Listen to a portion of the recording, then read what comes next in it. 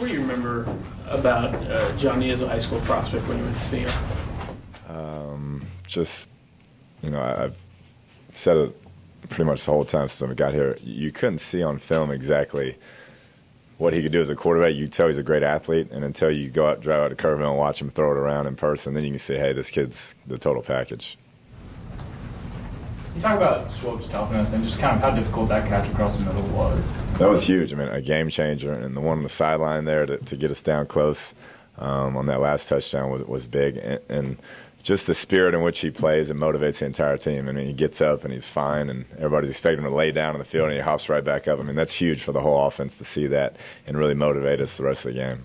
You look back at film and wonder how does he do something like that, or take a hit like that, or have a crackback.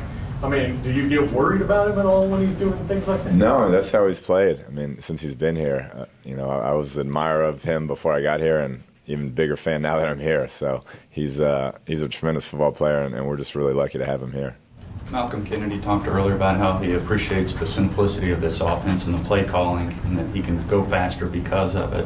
Where did that philosophy come from, and could you just kind of talk about the simplicity of the offense and how it does seem to help the fella, and no playbook as well? Yeah, it goes way back, I mean, to the air raid at Kentucky when, Coach Mumme was there with Tim Couch, and then Coach Leach obviously took it to Texas Tech. But just our belief that if you can get them playing faster and not thinking as much and let them use their natural abilities the best they can, then you're going to have a better product. And we kind of go by that. And it's not as easy as everybody thinks, but it's we just want them to play fast and play confident. And there is no playbook that exists anywhere? There does, but it's top secret. Players look at it? Players don't look at it. Did Coach Leach have a playbook? No. Y'all ran the same plays, like over and over, and just beat people even though they knew it was coming. Yeah, he had some really good players. I mean, you have Wes Welker, you have Michael Crabtree, Danny Amendola. You can do things like that. No, I mean, I was just lucky to be a part of it. But we repped it so much, and he builds this confidence in you. Hey, they're going to know it's coming, but they still won't be able to stop you. You've run it this many times. You worked this hard at it, and there's a lot to be said for that way of thinking. So is that where you was that more Coach Sumlin coming down and trying to simplify things, or is that something you took and suggested? I mean, Dana was Coach Sumlin's first hire in this offense, and I came in with him, and so we just kind of all came together in that way. What do you like best about Johnny?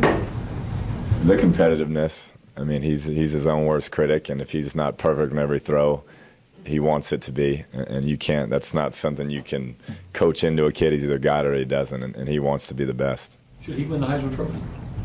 That's y'all's discussion. I can't get into that. Opinion? I do have an opinion, yes. I'm going to keep that to myself. Well, can you imagine, because he's, 19, is he even 20 yet? He's 19. And can you imagine what he's going to look like as a so-called mature quarterback, what his game is going to look like?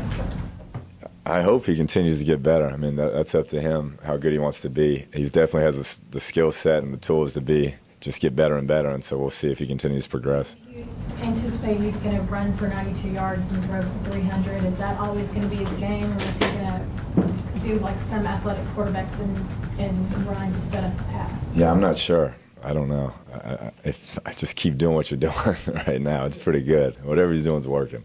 How about that two-play scoring drive right after the turnover? Were those two passes an example of just how far Johnny's come as a passer? I think so. I think when you watch his footwork and the way he came to balance and how smooth it was and getting through the throws, it was what you want to see as a quarterback's coach.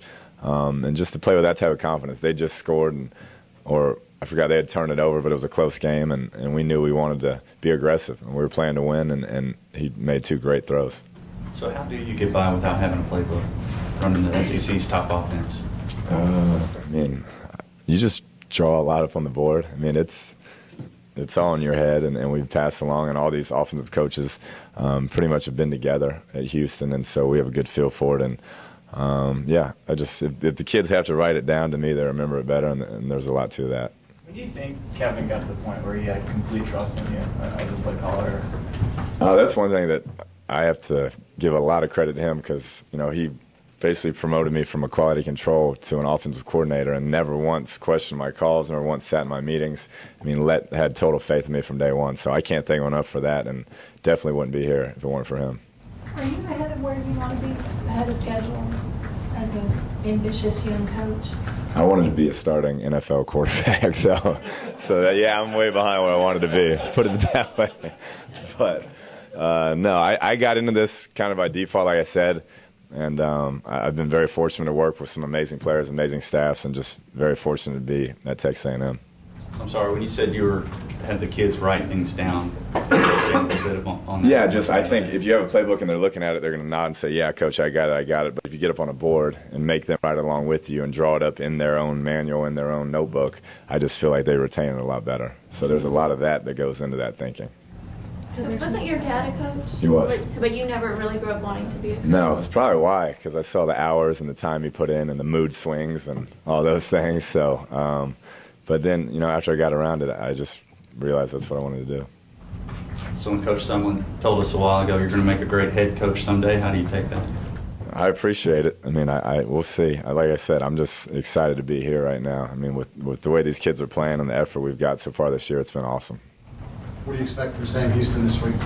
Really aggressive defense, probably the most aggressive we've seen. They walk down in your face. They're top 5 in every category in their division, and very well coached. Coach Fritz, Coach Stoker have done a great job motivating, and they played for it last year in the national championship, and they'll probably play for it again. So we got to show them play well.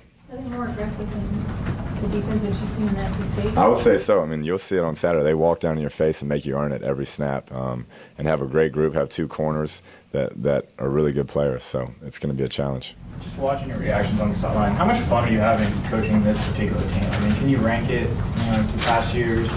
Yeah, I think the big deal with this team is just watching them start to believe in themselves.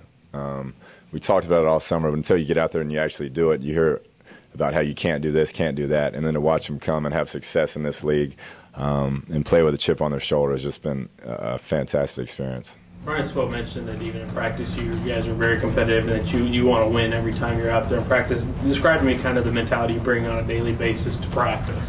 Yeah, I think that's part of it.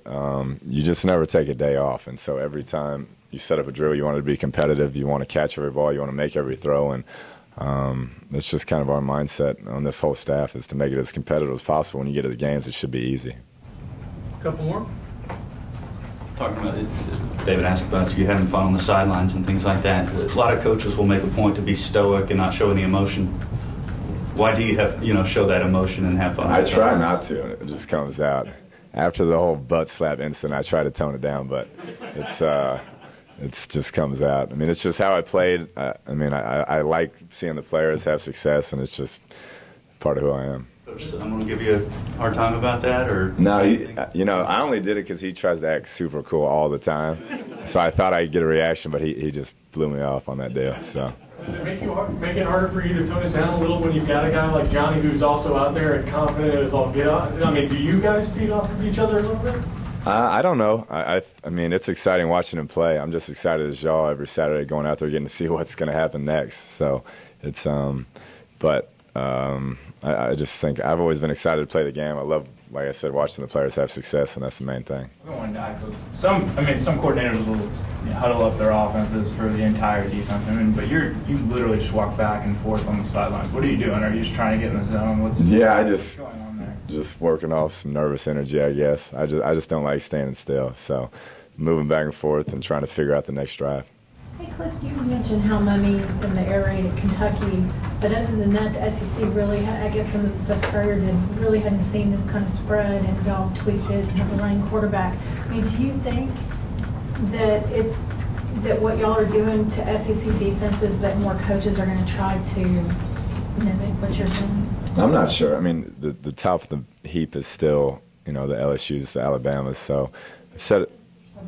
Yeah, but their defenses are really, really good. But I've said it all along. It's about the players, not the plays. I mean, it is. People can say what they want about our offense, but if we didn't have all these offensive linemen, the receivers, and the quarterback playing really well, we wouldn't be any good no matter what system we were running. So if you get good players, you can look pretty good. There's a small party that feels vindicated, though, after a win like this, after hearing what people said about your guys' offense coming into the year. No, because I always felt like it could work, so I never thought we had to prove anybody wrong. I just wanted to get out there and do it. Would Johnny be successful in another system? Yeah, he'd be successful in whatever you asked him to do. If we want to play at receiver, he'd probably be really successful at receiver, safety.